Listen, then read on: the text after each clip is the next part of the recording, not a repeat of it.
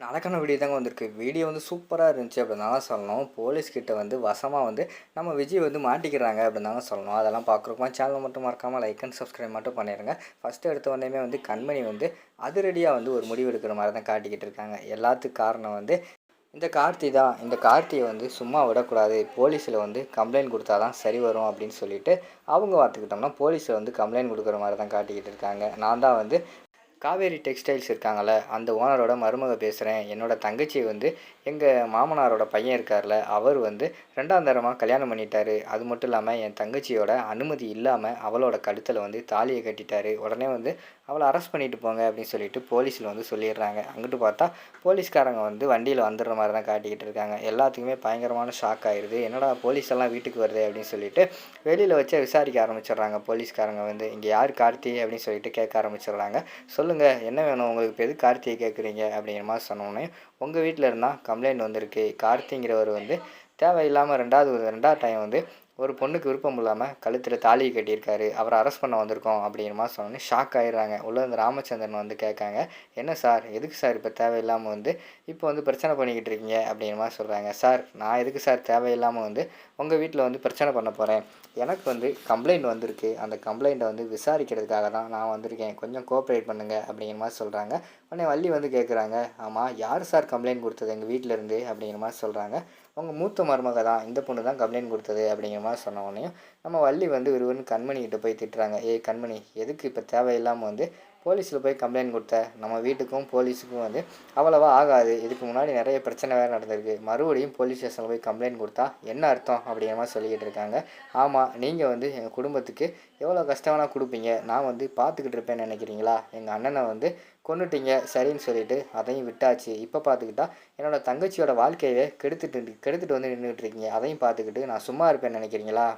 நான் சும்மா இருக்கிறதுக்கு நான் ஒன்றும் வீரா கிடையாது. நான் கண்மணி. வீரா வேணால் பார்த்துக்கிட்டு குடும்பம் அது இதுன்னு சொல்லிட்டு சும்மா இருக்கலாம். ஆனால் என் கண்ணு முன்னாடியே வந்து என்னோடய தங்கச்சியோட வாழ்க்கை வந்து இப்படி நாசமாக போகிறத நான் பார்த்துக்கிட்டு சும்மா இருக்க மாட்டேன். அதனால தான் சொல்கிறேன், ஒழுங்காக வந்து கார்த்தி அரெஸ்ட் பண்ணுங்கள் சார் அப்படிங்கிற மாதிரி சொல்லிக்கிட்டு இருக்காங்க. கார்த்தி வாங்க ஸ்டேஷனில் வச்சு உங்களை விசாரிக்கணும் அப்படின்னு சொல்லிட்டு போலீஸ்காரங்க வந்து கூப்பிட்றாங்க. சார் நான் சொல்கிறது கேளுங்க சார், நான் எந்த தப்புமே பண்ணலை.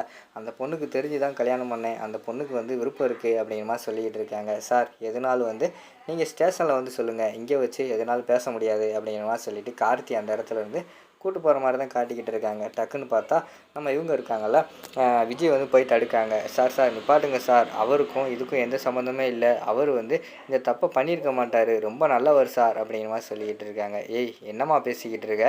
உன்னோட வாழ்க்கையே வந்து சீரழிச்சிருக்கான். உன்னைய கல்யாணம் பண்ணிவிட்டு இன்னொரு பொண்ணை விருப்பமில்லாமல் போய் தாலியை கட்டிட்டு வந்து நின்றுக்கிட்டு இருக்கான். அவனுக்கு போய் நீ சப்போர்ட் பண்ணி பேசிக்கிட்டு இருக்கியே, விடுமா, இவெல்லாம் ஸ்டேஷனில் இருந்தால் தான் திருந்துவான் அப்படிங்கிற மாதிரி சொல்லிக்கிட்டு இருக்காங்க.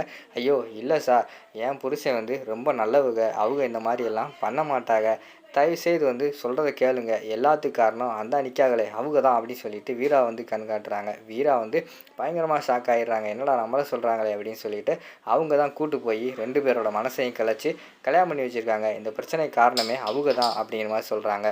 ஏம்மா கம்ப்ளைண்ட் வந்து இவன் மேலே தாம்மா வந்திருக்கு. இவரை நாங்கள் கூட்டு போகிறோம். நீங்கள் எதுனாலும் வந்து கோர்ட்டில் பார்த்துக்கோங்க அப்படின்னு சொல்லிட்டு அந்த இடத்துலேருந்து விறுவிறுன்னு காரில் ஏற்றி கூட்டு போகிற மாதிரி தான் காட்டிக்கிட்டு இருக்காங்க. பக்கத்தில் நம்ம உங்கள் கூடயே வந்து நம்ம மாறணும் வண்டியில் ஏறி போகிறாங்க. அந்த நேரத்தில் வந்து என்ன இன்னும் காணுமே அப்படின்னு சொல்லிட்டு பிருந்தாவை தேடி ராமச்சந்திரனோட வீட்டுக்கே வந்து அவங்க வந்து முத்துலட்சுமி வந்து வர்ற மாதிரி காட்டுறாங்க.